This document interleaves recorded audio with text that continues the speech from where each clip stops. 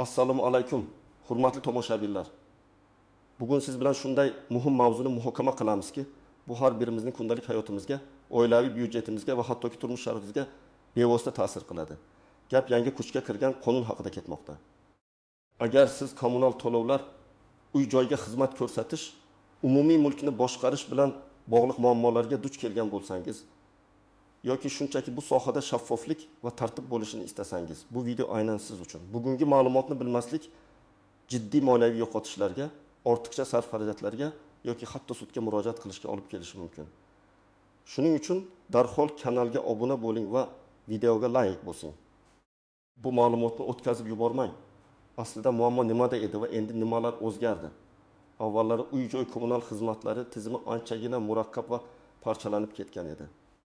Tasavvur qiling. Har oyda sizga elektr energiyasi uchun alohida, gaz uchun alohida, suv uchun alohida, chiqindi uchun alohida va uy-joyni saqlash xizmati, TSH yoki boshqaruv kompaniyasi uchun yana alohida qog'oz to'lov qog'ozlar kelardi. Bu qog'ozlarni yig'ish, ularning har birini o'z vaqtida to'lash, har bir xizmat ko'rsatuvchi tashkilotning o'ziga xos to'lov muddatlari va tartibiga rioya qilish ko'p vaqt va asab talab qilardi. Ko'pincha kvitansiyalar yo'qolib qolar. To'lovlar bir-biriga aralashib ketar, qarzlar chalqashib ketardi. Bundan tashqari boshqaruv kompaniyalari yoki uy-joy mulkdorlari shirkatlari qaysi xizmat uchun qancha pul to'layotganimizni, bu pullar qayerga sarflanayotganini aniq bilmasdik.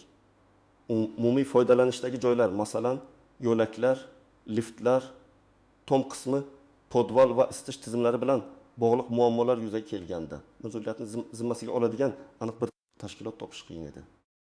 Ko'pincha TSH raisi va aholi o'rtasida tushunmovchiliklar, nizozalar avj olardi. Chunki ishlar sifati past bo'lsa-da, hisobotlar juda yuzaki edi. Bu esa fuqarolarning haqli noroziliklariga sabab bo'lardi. Endi esa vaziyat tubdan o'zgaradi. Yangi qonun uy-joy kommunal xizmatlar ko'rsatish tizimini takomillashtirish to'g'risidagi hujjat asosida yagona raqamli platforma joriy etilmoqda. Bu platforma barcha kommunal to'lovlarni bir joyda birlashtiradi. Siz birgina shaxsiy kabinet orqali elektr, gaz, suv, chiqindi va uy-joyga xizmat ko'rsatish to'lovlarini ko'rishingiz, nazorat qilishingiz va to'lashingiz mumkin bo'ladi.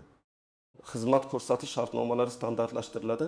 Bu esa boshqaruv kompaniyalari va TSHlarning majburiyatlarini aniq belgilab beradi. Endi ular muntazam hisobot berishga majbur. Umumiy mulkni ta'mirlash va saqlash bo'yicha ham yangi qoidalar joriy etildi. Eng muhimi, shaffoflik va javobgarlikka alohida e'tibor qaratilgan. Bu degani, siz endi o'zingiz to'lagan har bir so'm qayerga sarflanayotganini aniq bilib olasiz. Asosiy qism 1. Nimalarni bilish muhim?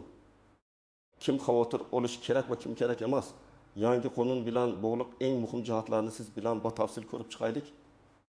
Yagona to'lov tizimi. Avvallar aytganimizdek, 5 xil kvitansiya, 5 xil to'lov usuli. Endi siz uchun shaxsiy hisob raqami yaratiladi va bu raqam orqali barcha kommunal xizmatlar uchun to'lovlarni bir joyda onlayn tarzda amalga oshirish imkoniyati paydo bo'ladi. Bu tizim mobil ilova va maxsus veb-sayt orqali ishlaydi. Masalan, 65 yoshli Mariya opani olaylik. Ilgari u har oyda barcha kommunal to'lov kvitansiyalarini to'plash uchun pochta qutisining yonida uzoq turardi. Keyin navbat manfaat bankka borib, har bir kvitansiya uchun alohida to'lov qilardi. Ba'zan bitta kvitansiya yo'q bo'lib qolar. U yana uni izlab qayta chiqarishga majbur bo'lardi. Endi Mariya opa o'z nabirasining yordami bilan smartfoniga yagona mobil ilovani yuklab oldi. Har oyda uning shaxsiy kabinetiga barcha hisob-kitoblar keladi va u bir tugmani bosish orqali barcha to'lovlarni amalga oshiradi. Bu uning vaqtini ham asabini ham tejamkorlik bilan boshqarishga yordam beradi. Ya'ni bu tizim nafaqat yoshlar, balki keksa avlod vakillari uchun ham qulaylik yaratadi. Keyin boshqaruv kompaniyasi TSHning majburiyatlari. Yangi qonun bu tashkilotlar mas'uliyatini juda aniq belgilab beradi. Endi ular shunchaki pul yig'uvchilar emas, balki mulkdorlar oldida majburiyatlarga ega xizmat ko'rsatuvchi tashkilotlardir. Ular nimalarni bajarishi shart? Uyning kirish yo'laklari, zinapoyalar hovli hududi har doim toza bo'lishi kerak.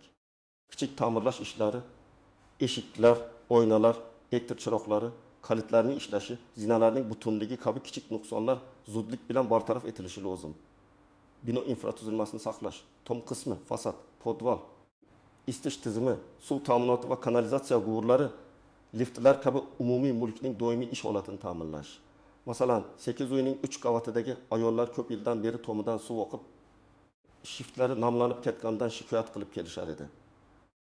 Eski qonun bo'yicha teshi bu muammoni hal qilishni doim keyinga surardi. Chunki moliyaviy mablag'lar yetishmasligini ro'kach qilardi.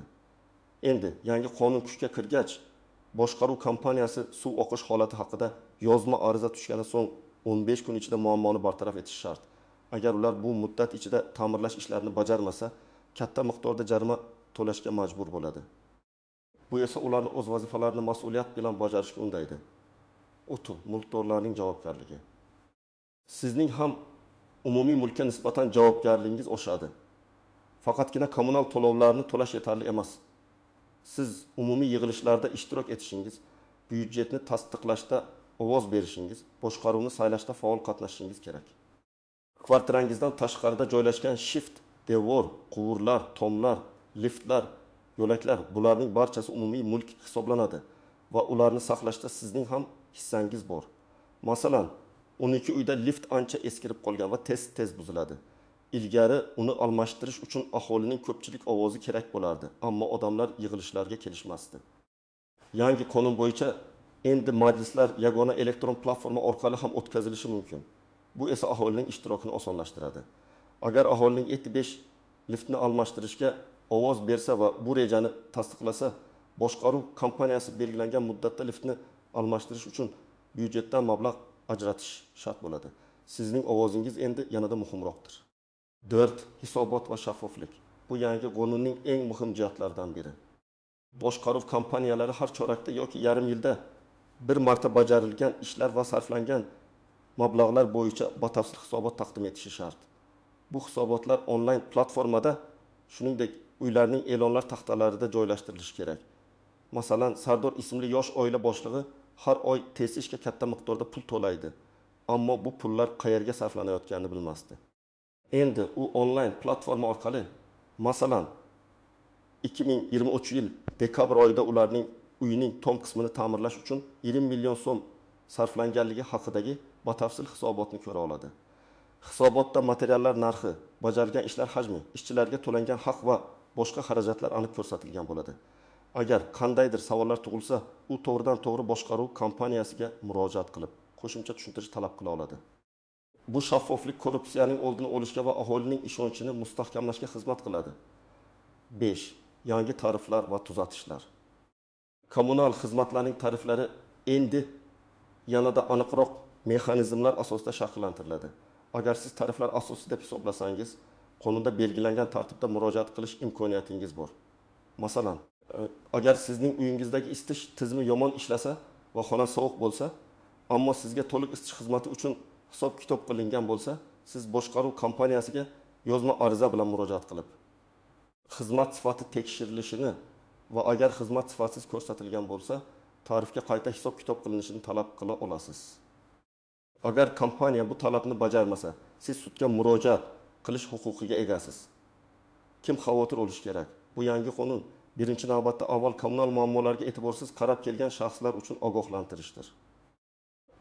Agar siz uzoq muddatli qarzlarga ega bo'lsangiz yoki uy joyingizdagi umumiy mulkni saqlashga be'tibor bo'lgan bo'lsangiz, endi vaziyat jiddiy tus olishi mumkin. Xususan, eskirgan binolarda yashovchi mulkdorlar yangi qoidalarga e'tibor berishlari kerak. Chunki majburiy ta'mirlash ishlari uchun yangi tartiblar joriy etiladi. Shuningdek, tekshish yig'ilishlarida faol qatnashmaydiganlar ham ko'p narsani bo'y berishlari mumkin. Chunki qabul qilinayotgan qarorlar ularning hayotiga bevosita ta'sir qiladi. Umumiy mulkka noqonuniy o'zgartirishlar kiritgan shaxslar ham endi jiddiy muammolarga duch kelishlari mumkin. Kim xavotir olmasligi kerak? Doimiy ravishda to'lovlarni o'z vaqtida amalga oshirib kelgan, TCS yoki boshqaruv kompaniyasi faoliyatida ishtirok etadigan, zamonaviy to'lov usullaridan foydalanadigan mulkdorlar aksincha bu qonundan faqatgina foyda ko'radilar. Chunki tizimdagi shaffoflik va tartib ular uchun yangi imkoniyatlar ochadi. Masalan, yig'ilishlarda bergan ovozingiz endi aniq bir natijaga erishishga yordam beradi. To'lov jarayonlari esa yanada soddalashadi. Asosiy qism 2. Qoidadan istisnolar, tuzoqlar va noaniq nuanslar. Har qanday qonunda bo'lgani kabi, bu yangi qonunda ham o'ziga xos istisnolar, e'tibor berish kerak bo'lgan tuzoqlar va noaniq nuanslar mavjud. Ularni bilish sizni kutilmagan muammolardan himoya qiladi. Xususiy uylar va kvartiralar o'rtasidagi farq. Ushbu qonun birinchi navbatda ko'p qavatli uy-joylardagi kvartiralar va umumiy mulkni boshqarishga qaratilgan. Xususiy uylar egalari uchun ba'zi kommunal xizmatlarga oid qoidalar, masalan, yagona to'lov tizimi orqali to'lash imkoniyati amal qilishi mumkin bo'lsa-da, umumiy mulkni boshqarish va TSISH faoliyatiga oid qoidalarning aksariyati ularga tegishli emas. Ya'ni xususiy uy egalari o'z uylari bilan bog'liq masalalarda avvalgi tartibda harakat qilishadi. Ammo ularga ham onlayn to'lov tizimlaridan foydalanish tavsiya etiladi. Chunki bu ularning vaqtini tejaydi. Eski qarzlar. Yangi tizim eski qarzlarimizni o'chirib yubormaydi. Agar sizda elektr energiyasi, gaz, suv yoki uy-joyga xizmat ko'rsatish uchun oldingi davrlardan qarzlar mavjud bo'lsa, bu qarzlar saqlanib qoladi.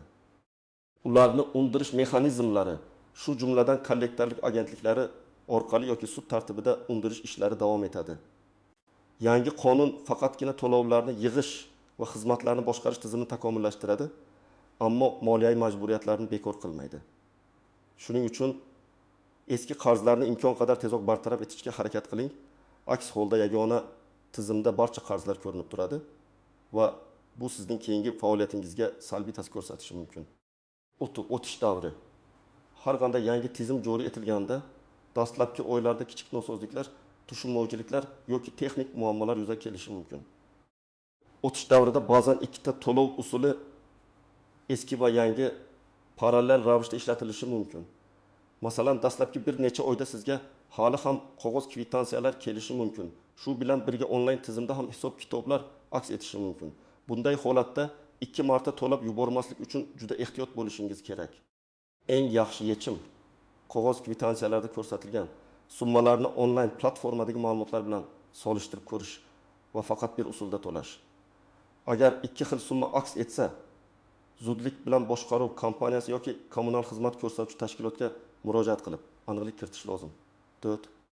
Nizolar.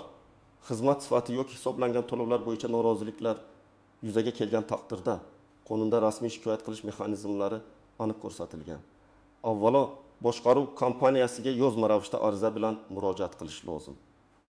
Arizangizni 2 nusxada tayyorlang. Bir nusxasini kompaniya xodimi qabul qilganligi haqida imzo chekib, sana qo'yilgan holda o'zingizda saqlab qoling. Agar kompaniya muammoni hal qilmasa, siz kommunal xizmatlarni nazorat qiluvchi inspeksiya yoki sudga murojaat qilishingiz mumkin. Yozma murojaatlar va ularning javoblari keyinchalik sudga murojaat qilishda asosiy dalil bo'lib xizmat qiladi. Og'zaki kelishuvlarga ishonmang. Barcha muhim masalalarni yozma ravishda hal qiling. 5 faol bo'lmagan teshishlar. Afsuski, ba'zi binolarda teshishlar faoliyat ko'rsatmaydi yoki umuman tashkil etilmagan. Yangi qonun bunday holatlarni ham ko'zda tutadi. Agar bino o'z boshqaruv tizimini tashkil etmasa, mahalliy hokimiyat organlari majburiy tartibda boshqaruv kompaniyasini tayinlash huquqiga ega bo'ladi. Bu holda siz o'zingiz tanlamagan, balki tayinlangan kompaniyaga to'lovlarni amalga oshirishga majbur bo'lasiz. Shuning uchun aholining faolligi va o'z tashishini mustaqil ravishda saylashi juda muhimdir. 6. Noqonuniy qayta qurishlar. Umumiy mulk tarkibiga kiradigan devorlar, balkonlar, ventilatsiya shaxmatalari yoki boshqa konstruksiyalarga ruxsatsiz o'zgartirishlar kiritish endi yanada qattiq nazorat ostiga olinadi. Agar siz o'z kvartirangizda bunday o'zgartirishlar kiritgan bo'lsangiz, endi bu jiddiy jarimalarga va hattoki eski holatiga qaytarish majburiyatiga olib kelishi mumkin. Chunki bunday o'zgartirishlar butun binoning mustahkamligiga va xavfsizligiga ta'sir qilishi mumkin. Bu masalaga juda jiddiy qarang. Amaliy maslahatlar. Siz nima qilishingiz kerak? Endi esa eng muhim qismga o'tamiz. Siz bu yangi qonun sharoitida nima qilishingiz kerak? Sizga aniq bosqichma-bosqich ko'rsatmalar beraman. Ilk qadam, yagona onlayn platformada ro'yxatdan o'ting yoki mobil ilovani yuklab oling. Bu birinchi va eng muhim qadam. Sizga o'zingizning shaxsiy hisob raqamingizni olishingiz kerak bo'ladi. Bu raqam barcha kommunal to'lovlar uchun kalit vazifasini o'taydi. Agar sizda smartfon yoki internetga kirish imkoniyati bo'lmasa, farzandlaringiz, nabiralaringiz yoki qo'shnilaringizdan yordam so'rang. Yoki mahallangizdagi aholiga xizmat ko'rsatish markazlariga murojaat qiling. Ular sizga ro'yxatdan o'tishda yordam berishadi. 2 qadam. joriy kommunal to'lov hisoblaringizni diqqat bilan ko'rib chiqing. Oldingi davrlardan qolgan qarzlaringizni agar mavjud bo'lsa tekshiring. Yangi tizimda aks etgan ma'lumotlar bilan o'zingizning eski kvitantsiyalaringizni solishtiring. Agar qandaydir nomuvofiqliklar topsangiz, zudlik bilan boshqaruv kompaniyasi yoki tegishli xizmat ko'rsatuvchi tashkilotga murojaat qiling. Raqamlarni aniqlashtirmasdan turib, shubhali summalarni to'lamang. 3 qadam. Binongizning boshqaruv kompaniyasi yoki TSH'si bilan tuzilgan shartnoma va ustavini o'rganing. Agar sizda bu hujjatlar bo'lmasa, ularni kompaniyadan talab qiling. Bu hujjatlarda sizning huquqlaringiz va majburiyatlaringiz, xizmat ko'rsatuvchi tashkilotning majburiyatlari, tariflar, to'lov muddatlari va boshqa muhim ma'lumotlar ko'rsatilgan bo'ladi. Ularni diqqat bilan o'qib chiqing. Har bir moddani tushunishga harakat qiling. Bu sizga qaysi xizmat uchun qancha to'layotganingizni va qanday xizmatlar ko'rsatilishi kerakligini aniqlashga yordam beradi. 4 qadam. Umumiy yig'ilishlarda ishtirok eting yoki rasmiy kanallar orqali ma'lumotlardan xabardor bo'ling. Agar siz yig'ilishlarga bora olmasangiz, boshqaruv kompaniyasining onlayn portalini muntazam ravishda kuzatib boring. Yangi qonun umumiy majlislarni elektron shaklda o'tkazish imkoniyatini ham beradi. Shuning uchun bu siz uchun qulayroq bo'lishi mumkin. Qabul qilinayotgan qarorlar, ta'minlash rejalari va byudjet masalalaridan xabardor bo'ling. O'zingizning fikringizni bildirishdan qo'rqmang, chunki bu sizning umumiy mulkingiz. 5 qadam. Barcha to'lovlar va yozishmalarning qaydini saqlang. Har bir to'lov kvitantsiyasini, to'lovni tasdiqlovchi chekni, yozma arizalaringiz nusxalarini va ularga berilgan javoblarni ehtiyotkorlik bilan saqlab qo'ying. Bu hujjatlar kelajakda yuzaga kelishi mumkin bo'lgan nizolarni hal qilishda asosiy dalil bo'lib xizmat qiladi. Hatto elektron to'lovlarni amalga oshirganda ham ularni tasdiqlovchi elektron cheklarni saqlashni unutmang. 6 qadam. Agar sizda xizmatlar yoki hisob-kitoblar bilan bog'liq muammolar yuzaga kelsa, rasmiy ravishda shikoyat qiling. Og'zaki shikoyatlar samarasiz bo'lishi mumkin. Masalan, boshqaruv kompaniyasi rahbarining nomiga quyidagi shaklda ariza yozishingiz mumkin. Ariza namunasi boshqaruv kompaniyasi TSH nomi, manzil, telefon, joy. Dal sizning yashash manzilingiz, kvartira raqami, telefon, ariza meni 20 yil oyining kundan buyon kvartirangiz raqamida yashayman. Ushbu arizam orqali sizga shu yilning guna oydan boshlab muammo yuzaga kelgan davr bizning uyimizda yoki kvartiramizda quyidagi muammolar kuzatilayotganini ma'lum qilmoqchiman. Masalan, 8 qavatda lift ishlamayapti va bu ara-andari kundan buyon davom etmoqda ekan. Masalan, kirish yo'lagidagi yorug'lik chiroqlari yonmayapti. Masalan, suv quvurlari oqib podvalda namlik paydo bo'lgan. Yuqorida ko'rsatilgan muammolar bizning yashash sharoitimizga salbiy ta'sir ko'rsatmoqda va shartnomada ko'rsatilgan xizmatlar sifatiga zid keladi. Yuqoridagilarga asosan sizdan ushbu muammolarni belgilangan muddatlarda bartaraf etishni hamda ko'rsatilgan xizmatlar sifati bo'yicha qayta hisob-kitob qilishni so'rayman. Javobni yozma ravishda 15 kun ichida taqdim etishingizni so'rayman. Hurmat bilan imzo sana. Bu namuna asosida o'zingizning arizangizni tuzishingiz va uni boshqaruv kompaniyasiga topshirishingiz mumkin. Arizaning bir nusxasida kiruvchi xat raqami va sanasini qo'yib o'zingizda saqlashni unutmang. 7 qadam. Agar muammolar hal etilmasa, yuridik maslahat oling.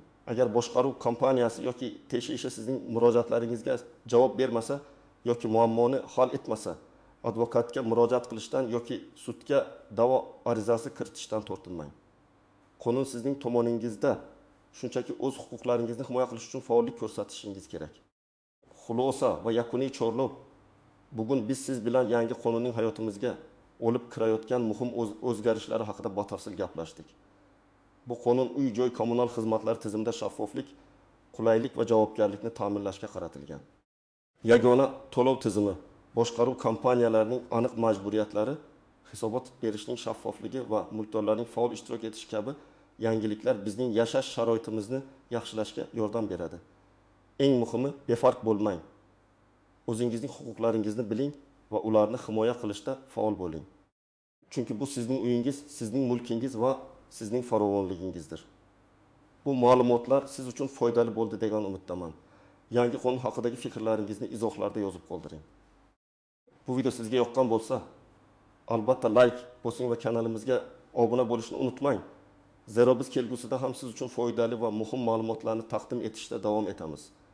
O'zingizni ehtiyot qiling va biz bilan qoling.